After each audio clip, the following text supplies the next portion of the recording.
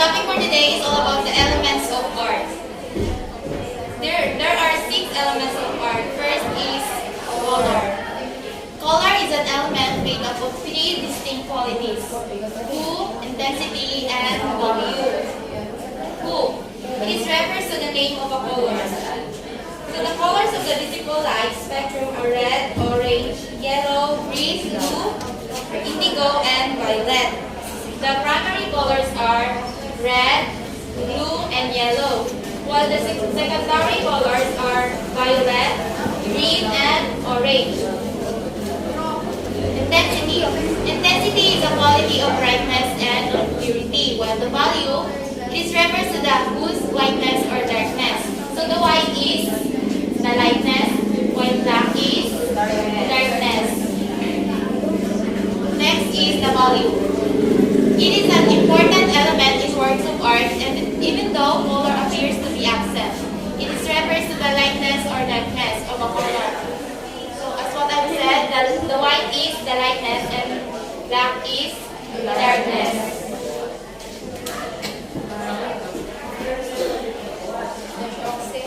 So the artist, to create a tint of a color, the artist adds white.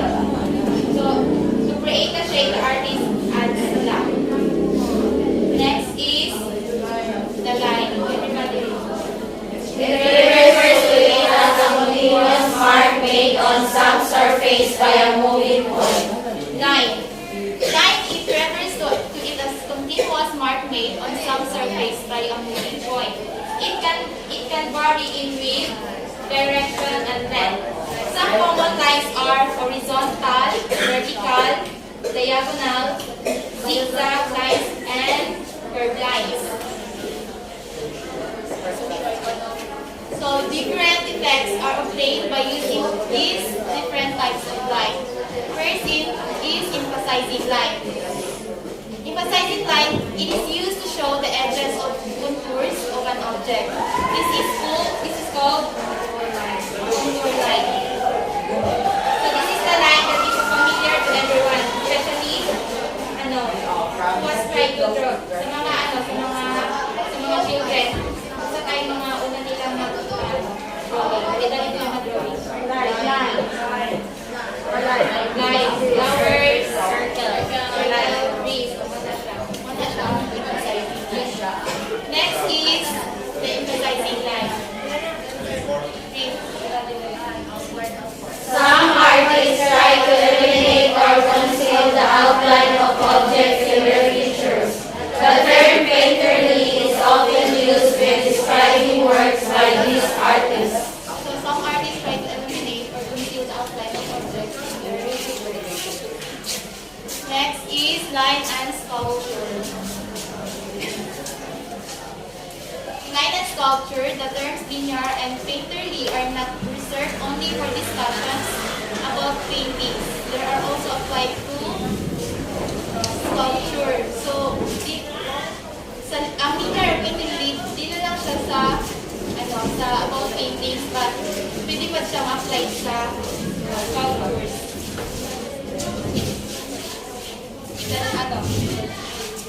Last is line and movement. In addition to defining objects in works of art, line can also suggest movement. This movement may be horizontal. Ang line and movement, pwede siya horizontal, vertical, diagonal, whatever.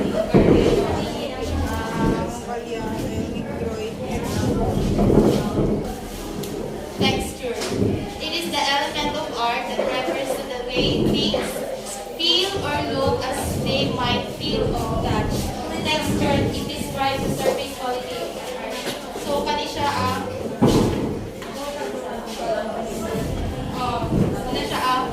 quality sa art. Shape and form. It refers to a two-dimensional area clearly set off by one or more of the other visual elements such as color, value, light, texture, and space. So when light is made, shapes are formed. Some shapes are geometric such as squares, circles, rectangles, so sa common forms po, some common forms are cube, sphere, cylinder, and round.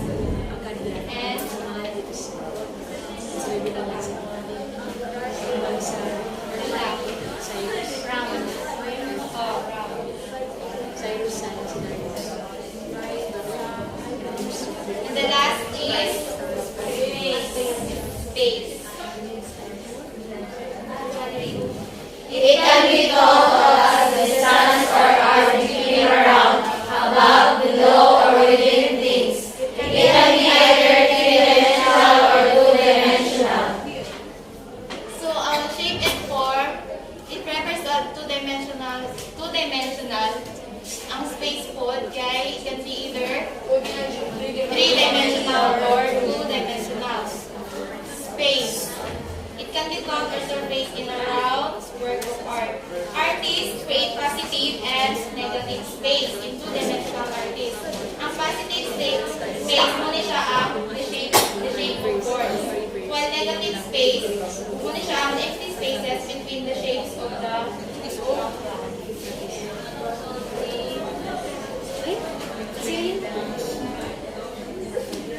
The last is the principles of art. First is balance. This refers to a way of combining elements to add a feeling of equilibrium or stability to a work of art. So this is describes how artists create a visual reading. Dili balance ng artist. Artists think about how to make their works balance by using elements such as line, shape, and color. There are three kinds of balance. The symmetrical balance, asymmetrical balance, and radial balance. Symmetrical balance, it means both sides of an imaginary line are same. Muna siya ang simplest balance sa among the three. Muna siya ang sa asymmetrical, next is asymmetrical balance. Kung ang symmetrical formal, ang asymmetrical podcast, informal balance, it means each side of an imaginary line is different yet equal. And the last is radial balance. It means lines or shapes grow from a single point.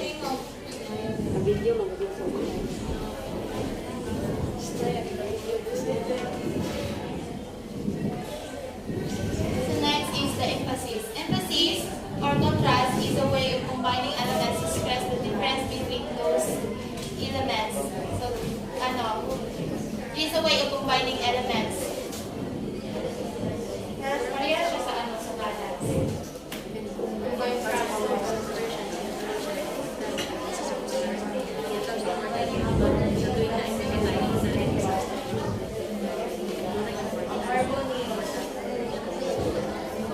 next is harmony. It is refers to a way of combining similar elements in an artwork to accent their similarities. So, combining po siya sa mga similar elements such as color, light, shapes, and artwork para maano ilang similarities. Next is variety. Variety, it is a way of combining elements in both ways to create, integrate, and complicated relationships.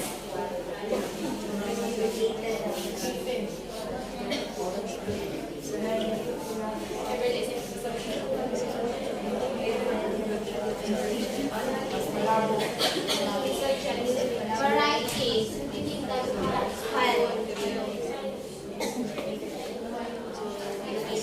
So variety. Artists may use variety to make you look at a certain part or make the artwork more interesting. So ang artist, variety para artwork na interesting sa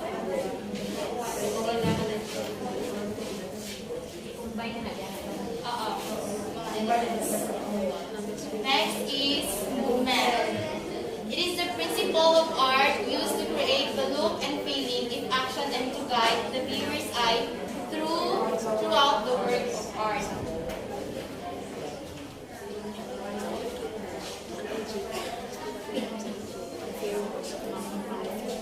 Next is rhythm.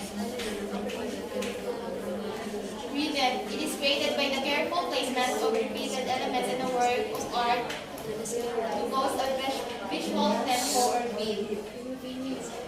So the artist create visual rhythm by repeating art elements and creating patterns. Visual rhythm makes you think of the rhythms you hear in music or dance. So ang art, usually sa art, makuha ko na mo siya sa mga, di ba, mga music, mag-create ko, mag-tira sa mga dance. Next is proportion. It is the principle of art concerned with the relationship of certain elements to the whole and to each other. Principle of art concerned with the relationship of certain elements to each other. And the last is unity. Refers to the total effect of a work of art. Kung na siya ang result sa pag-combine into elements. Magawa na siya ang result sa pag-combine into elements.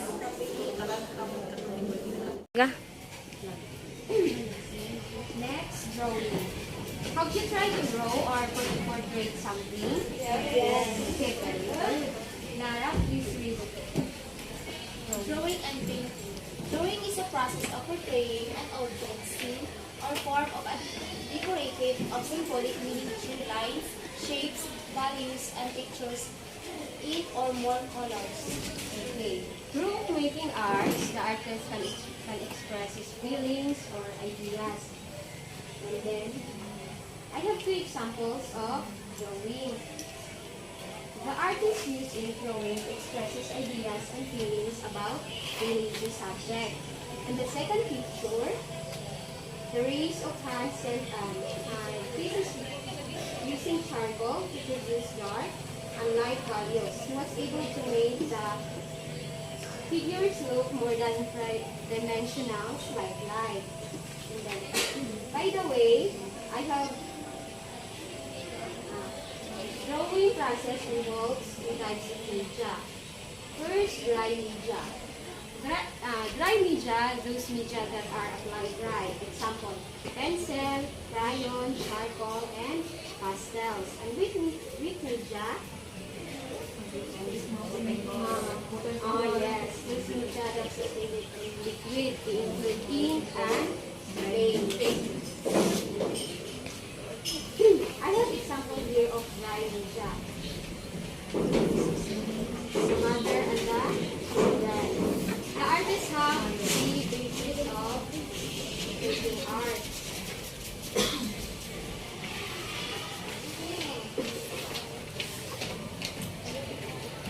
Making art. First,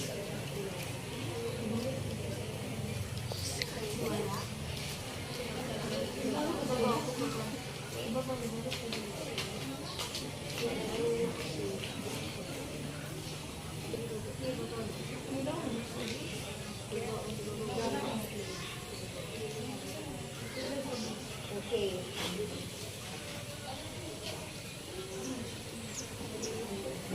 The artists have three bases in making art. Medium. The artist employed a favorite pastels. Kumbaga kasi mga crayon galing siya na baga nagamit sa art. And second, technique. Kumbaga, mao po na ang iyang strategy para nice ang iyang painting. And then, the purpose. The artist's purpose is important in determining the style of drawing.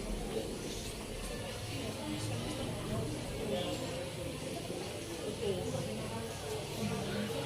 Painting is also included in great media. First, landscape. This is the example of painting. Landscape, make more. The pigment and colors of painting. Pigment, finely ground powder with a painting. Paint its color. Kana galing pinyo siya na powder, kumbaga mo ay ginagamit para maghatag og color sa painting. Ano siya pigment? Mga pino ba nga? Ay! Sorry. Okay. Next, binder. A liquid that holds together the rays of pigment in form that can be spread over a solvent. Open niya siya ang liquid para mas makapit ang color sa painting. And then, with solvent. The material used to clean the binder.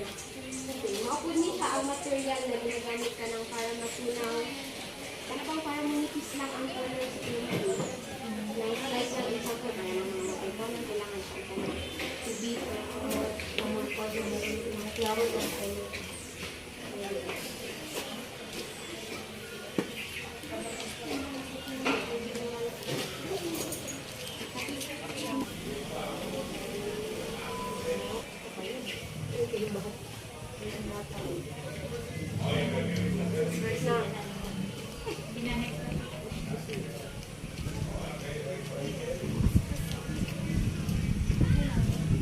So our next topic is about art criticism and aesthetic.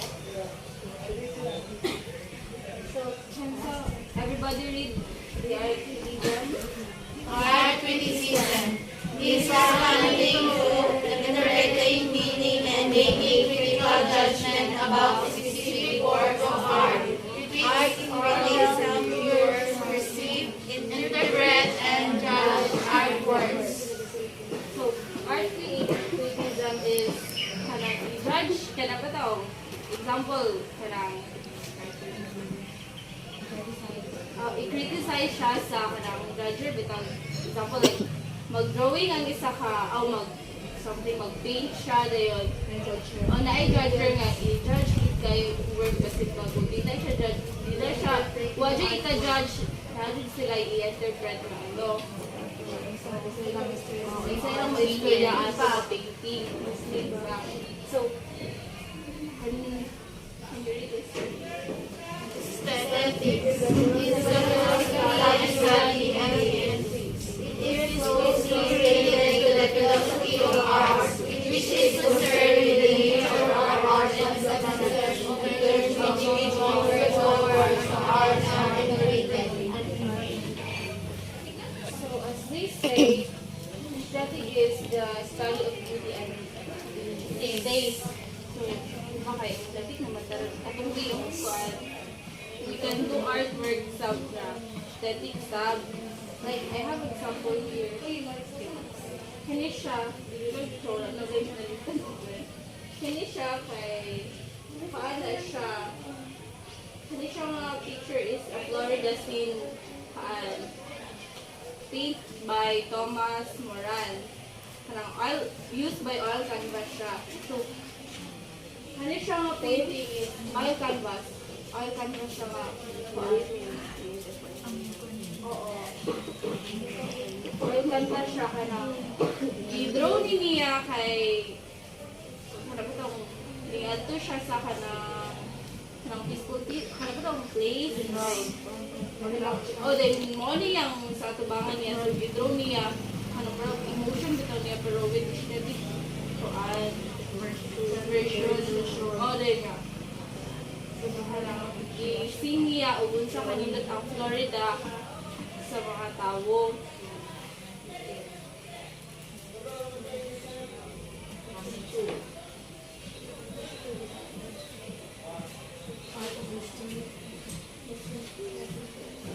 So, lesson 2,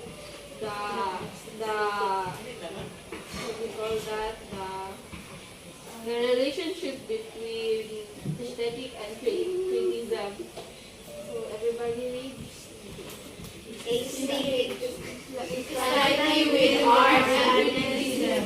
It studies art to find the literature and interprets artworks to find out how it creates people to appreciate their beauty. Aesthetic can be seen as a kind of judgment. In other words, it is science that judges art,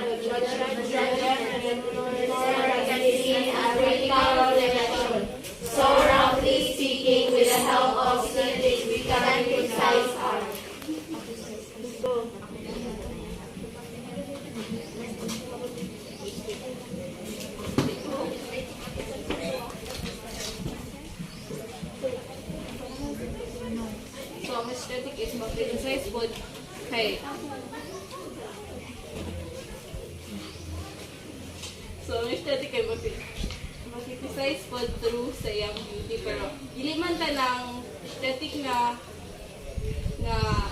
painting kay ang kanang mo judge wala jud istorya so dahil ka sa mga istorya so basig unsa pa na siya kanindot every judgment dahil sila feedback na maot so mag-criticize jud yapon ang aesthetic I think daw nga wapa na kay siya tanan pero mag-criticize sa yapon siya sa nara yapon mali yung makitaan pero not dili man tanan kay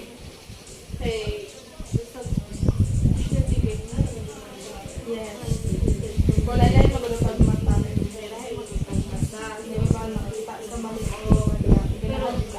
Kaya dili man jud ta artist so dili nato makita jud sa jud sayo pero kana siguro mga kita mo viewers kita ka sa silang artworks they pero kanang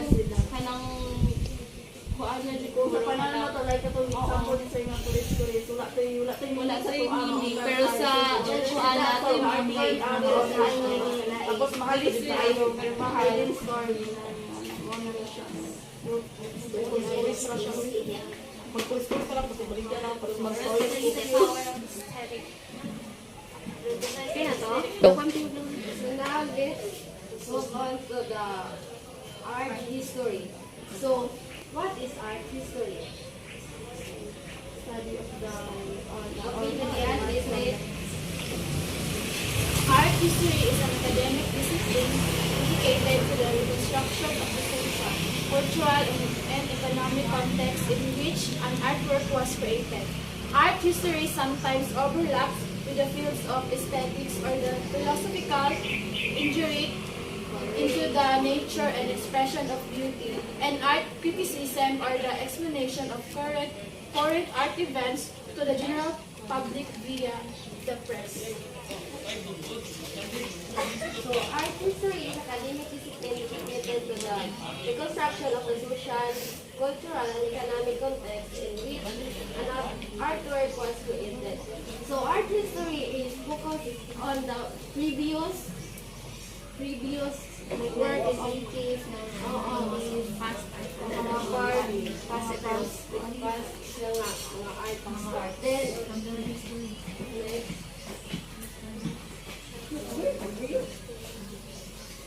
So, art historian today is generally define the art very broadly and include in their inquiries almost any kind of visual material that is created by people and invested with special meaning and or valued for its aesthetic appeal.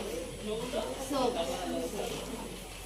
ang art historian, kay ato na siyang matagal og bilit. Kay bisan ingana na siya kanang di ba na art nga na siya deep meaning. Dapat laging experience, di ba? Mingon tagmaot kayo ito siya. Pero, mahal kayo ang ulo. Pero kita yung mag-wiris-wiris. Di ba? Di siya paliton. Behind bro, atong mag-paint, ini kasi siya yung sad story or some interesting story.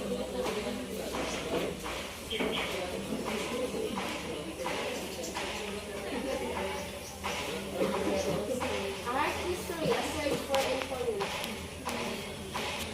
Okay. Sunod na yun, please read the methods of information. Method used by critics and historians often involve the same four operation, description, analysis, interpretation, and judgment. Description involves discovering when, where, and whom the work was done. Analysis involves discovering the unique features of an artwork that determine its article.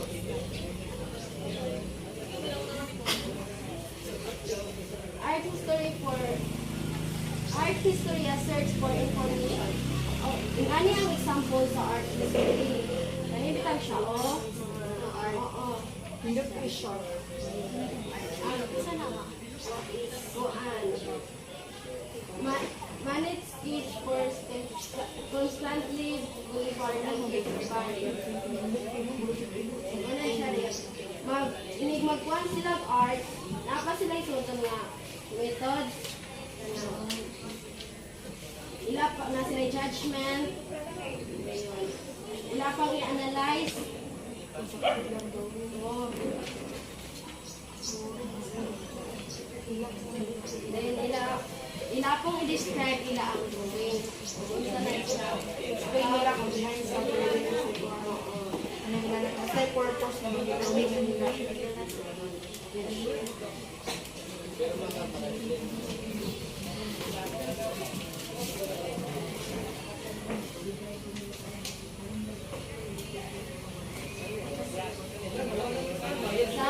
ilang drawing, kuhaan po sila description who created the work, where it was done, when was it done. Wala nang gisulat sa ilang work para mahibawan sa tanan kung ano sa ato nahitabo, ano sa ato drawing, isa na drawing. Nga na sila mag-paint. Hindi pa rin sa ato ang wala tayo. Kuhaan basta wala Basta yung naka-drawing ka. ang ato amang god guys. Kanang mag-drawing ta mga nalitan bulak. Basta ra ka naka-drawing, wala tayo purpose ana.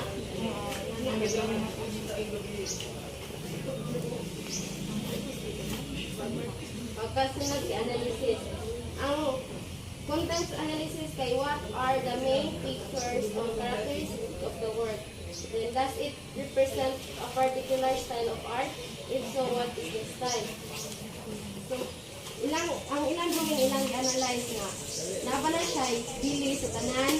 Then, Yun, apoy makarelate.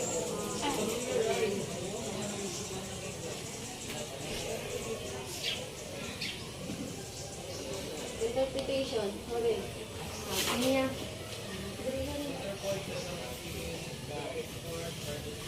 Interpretation. During interpretation, your attention centers on identifying various influence on the artist.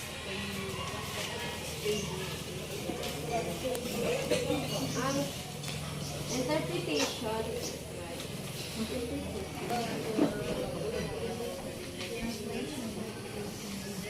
interpretation is you have the attention centers on identifying various influence of the artist.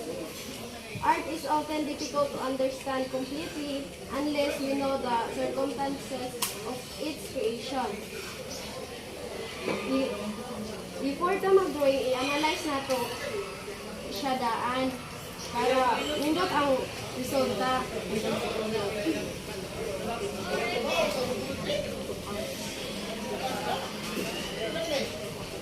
Using art history.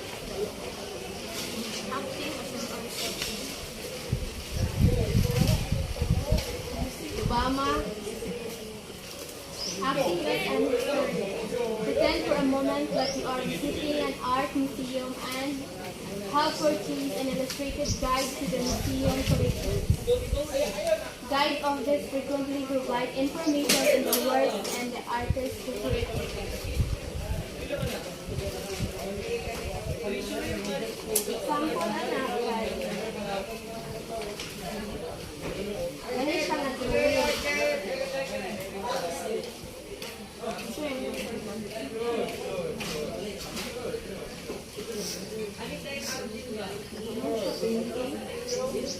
Dili siya painting.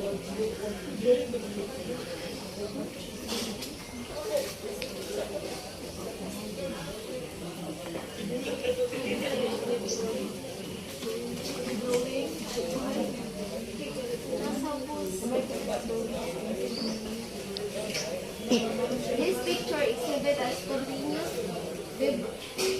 vibrant quality as if the artist hurried to finish it before her subject changed position. Kani siya okay. Ang bahin, meron na siya gibasa bitaw. Kani nga dito mo yun. Siya gibasa.